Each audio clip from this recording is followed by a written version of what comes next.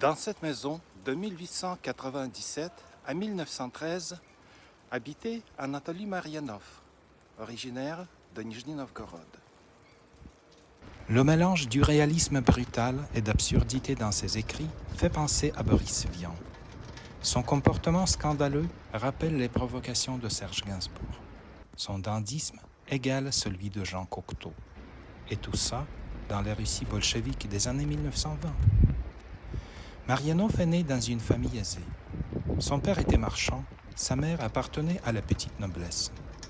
Gymnasien, il devient amateur de théâtre, le théâtre dramatique de Nijni Novgorod, se trouvant à 2 pas du logis des Marianov. Un souvenir de cette période, décrit par Anatoly, est particulièrement symbolique. Pendant un grand incendie, une figure majestueuse et impassible attire l'attention générale. C'est Fedor Chaliapine. Anatoly veut être comme lui. Il faut qu'on le reconnaisse dans les rues. Ami intime de Sergueï Essénine, il fonde avec lui et d'autres jeunes poètes le mouvement littéraire de l'imaginisme. Vladimir Lénine, ayant lu les vers de Marianov, s'exclame « Garçon malade ».